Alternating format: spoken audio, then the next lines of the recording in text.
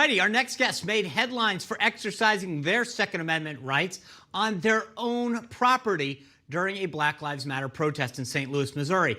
And now they're making waves again with their speech at the RNC. The McCloskeys warned people of what a country run by Joe Biden would look like. Take a listen.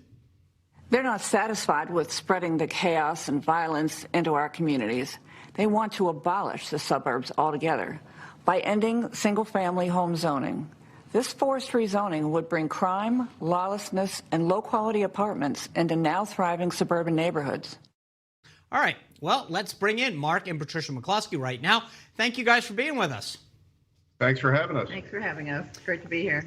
Thanks for being here. All right, guys, the first thing is I read a report, and I want to make sure it's right, that your lawyer actually argued against you guys appearing. So number one, is that true? And if so, why did you want to speak in spite of that? You know, that's the first time I've heard of that. No, our lawyer did not advise us against appearing at the RNC. In fact, I never asked him one way or the other. Well, I figured, the funny thing is, you're both lawyers, so I figured that, I don't know that you need, but it was interesting because, okay, so let's take the second part of the question, but I'm glad you cleared that up, because why did you think it was important? You know, I know that you guys have garnered a lot of media attention. Obviously, a lot of things have come your way since that one incident. Why did you think that something that would probably invite more media scrutiny was worth it? You know, this is, I think, a turning point in our civilization.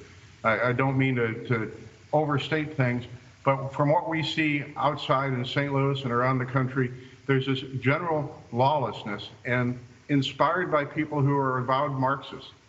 I was impressed by the president's speech at Mount Rushmore, and when he talks about fighting against Marxist extremism in the United States, and then hearing the traditional media call that divisive. I thought I'd never live long enough in my life to have a speech against Marxism and in favor of American traditional society being labeled as divisive. If that's a division, it's the side of a division I want to be on the right side of.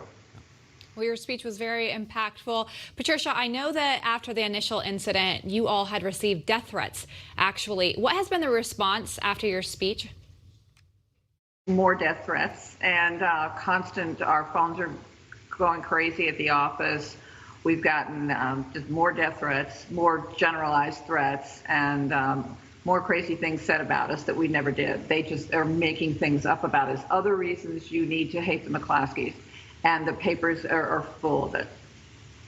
You know, it's interesting. There was a story that, or a column rather, that Washington Post had from Jonathan Capehart, and this is what it says. It's titled, "Jacob Blake Shows the McCloskeys' Concern for Basic Safety Doesn't Apply to Black Americans." And it just says in the article that you guys, and this is a quote, "they pointed a gun at peaceful protesters." Mark, let me ask you, is that what you did? Is that accurate? These folks were not peaceful protesters. They broke down the gate coming under our house. They were screaming insults and threats at us. They were wearing body armor. They had weapons. One guy in particular was right up in my face, pulled 2 magazines out of the pockets in his body armor, pointed them at me so I could see that they were loaded magazines, clicked them together and said, "You're next." And the guy standing next to him was wearing body armor, full face covering, and kept inching closer and closer and closer. And I leaned over to Patty and I said, "Look, if he comes any closer, I'm going to have to kill that guy." And she says, "You're not killing anybody today." And we didn't, of course. Nobody got hurt. And the Second Amendment stood up to itself, and everybody respected the presence of firearms.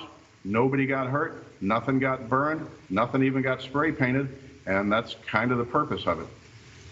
You know, after the initial incident, you guys went on Chris Cuomo, and here's what he described you as. How do you feel about becoming the face of political resistance to the Black Lives Matter movement? First of all, that's completely ridiculous. You know, I've heard you guys speak on further. We only have a little bit of time left. But Patricia, has that changed the media's view of you all? Or are you still getting pinned up as this face of the resistance? Yes, of course we are. Yes, they actually called, everybody seems to believe that we're against the black people, that we're racist. They don't make a distinction with the they're not actually looking at what Black Lives Matter is. And so the calls that we get are as you are racist. And I'll just add that every article starts with white St. Louis attorneys. We get hundreds of letters of support. No letter of support, no call of support ever mentions race at all. Our race, the race of anybody else, but all of the hate mail and all the derogatory articles start and end with race. And to make this a racial issue as opposed to a self-defense issue could not be further from the truth. Yeah, I think we've seen a pattern through this, which is that the way that the media describes you is not accurate, that they want to have you guys fit a narrative. And this is what we've seen throughout the RNC. So I appreciate you guys coming on and setting the record straight and sharing your opinion with us. I appreciate it. Thank you very much. Oh, thanks for having us on. Thank you both. All right, you bet.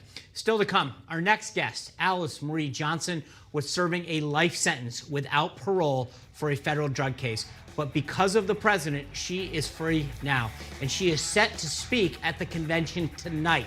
She will tell us about the message that she plans to send America. And later, it's the big talker today, the First Lady's powerful speech. We'll tell you about the backlash a well-known celebrity is receiving for critiquing her English.